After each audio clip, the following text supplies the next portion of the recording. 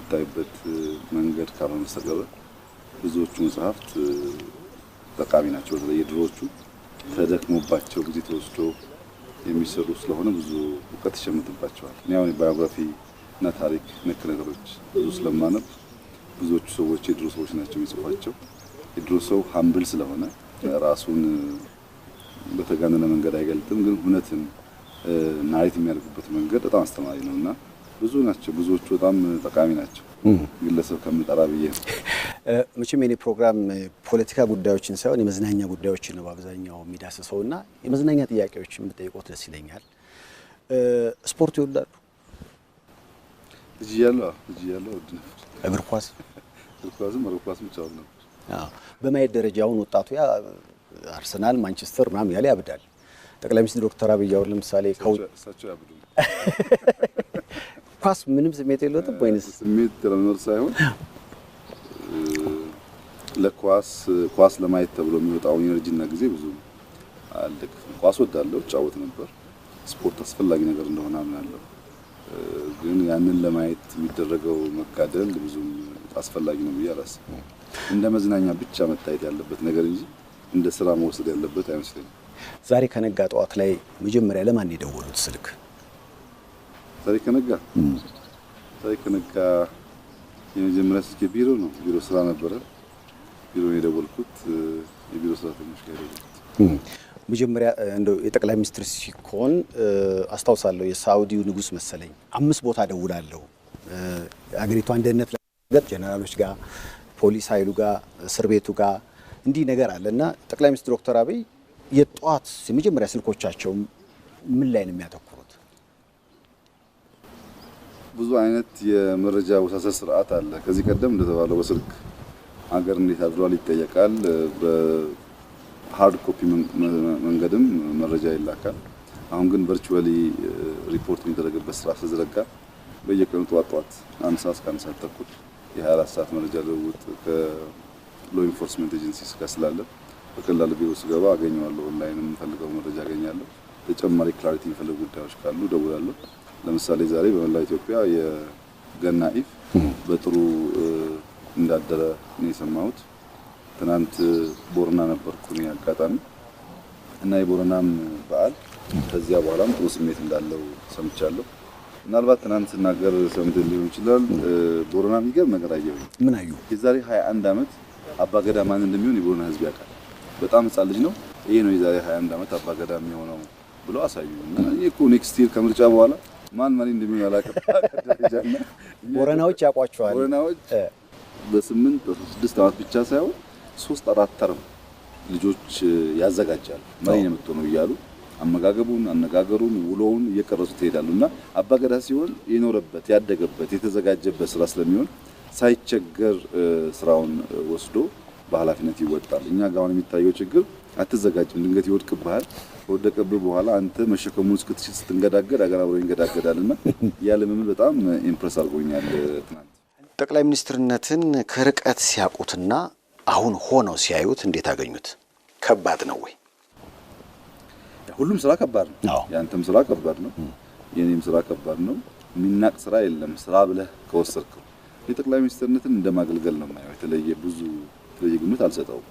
እያገለገልኩ እንዳለው ነው ማስበው። ጠቅላይ ሚኒስትር ባታደርገኝ እሰራለሁ።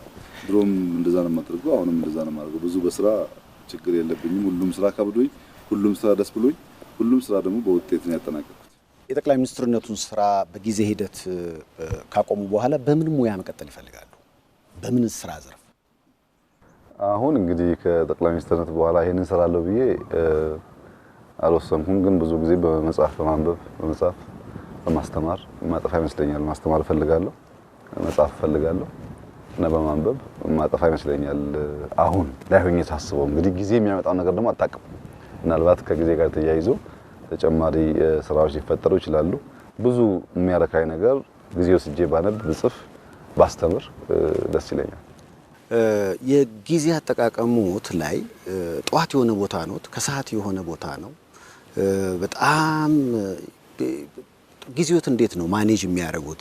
ለቤተሰብ መስጠት ያለቦትን ጊዜስ አይሻማቦትም ወይ? ለምሳሌ ለልጆች ወይ ለባለቤቶ ለነሱስ ጊዜ አለ ወይ? እንግዲህ ኃላፊነት ስትወስድ አንዱ አብረህ መውሰድ ያለብህ ነገር ያንተን ጊዜ የሚፈልጉና የሚሻሙ ሰዎች በጣም ብዙ መሆናቸውን ማወቅ ነው። ልጆቼ ገናን ከኔ ጋር ማሳለፍ ይፈልጋሉ። ቅድም እንዳየኸው ደግሞ የጎዳና ተዳዳሪዎችም ከኔ ጋር ማሳለፍ ይፈልጋሉ።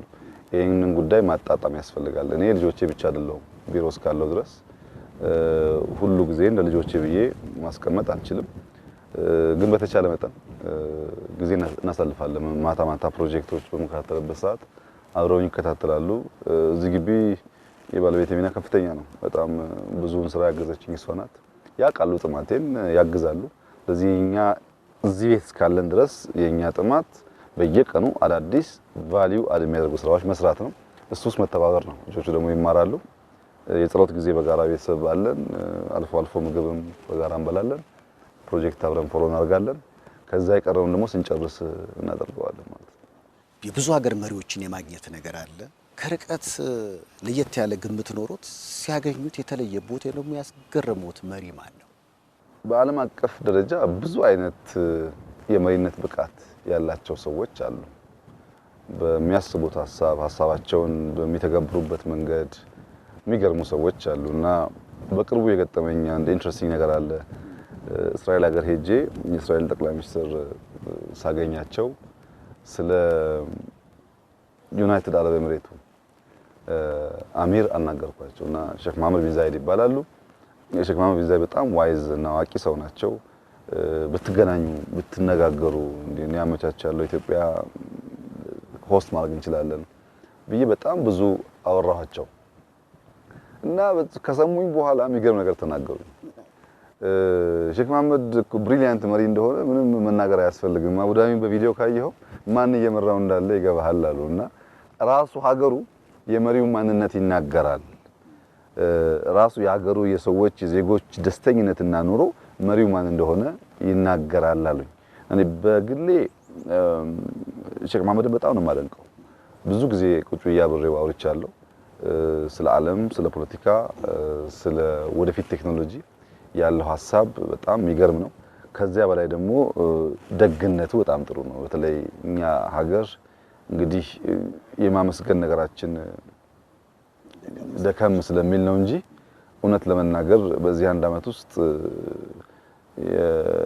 የዩኤኢ መንግስት ለኢትዮጵያ መንግስት በጣም ከፍተኛ ድጋፍ አድርጓል። ለምሳሌ በቀላሉ እንኳን ለማንሳት ከዚህ ቀደም ነዳጅ በየወሩ በኋላ ደግሞ በየ3 ወሩ እንከፍላለን።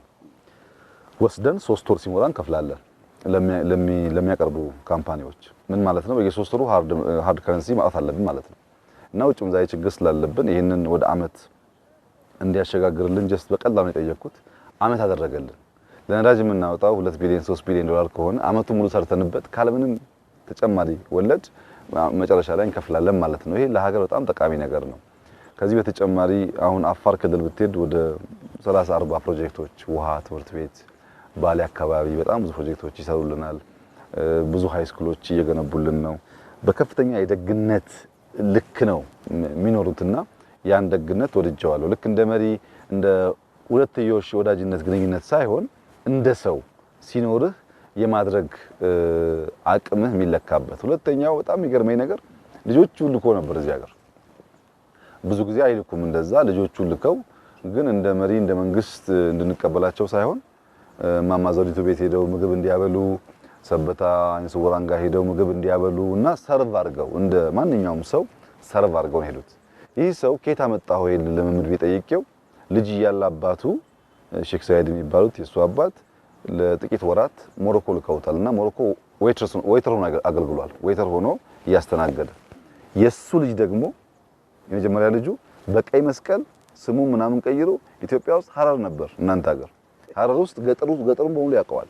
የንጉስ ልጅ ነው ግን እንደ ተራ ሰው የደሃውን ኑሮ ማገልገልም እንጂ ለምን አደረክ ስለው ያንን ህይወት ያላየ ሰው ለለውጥ አስፓየር አያደርግም። ደህንነትን ያላየ ሰው የደህንነትን ክፋት አያውቀውም። እና በእንደዚህ አይነት መንገድ ቤተሰብ መቅረጽ፣ አገር መቅረጽ፣ ማሳደግ በጣም ጠቃሚ እንደሆነ አይቼበታለሁ።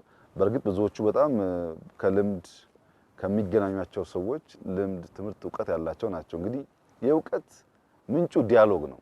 ጊዜ ኖሮ ከተነጋገርክ ይፈሳል ዕውቀት። እነዚህ ሰዎች ከበጣም ትላልቅ ሰው ጋር ስለሚውሉ ብዙ እውቀት ያገኛሉ። በምታነሳ ቶፒክ ላይ የተሻለ ሐሳብ አላቸው። ምንቀው ወይም አይረባም የምለው ሰው የለም። ነገር ግን የሱ ብቃት የሚለካው ሀገሩን በመቀየር ነው ብዬ ደግሞ በጽኑ አምናለሁ። ሀገሩን ካልቀየረ እንደዚሁ ብቃት የምትለካበት መንገድ ያለ አይመስለኝም።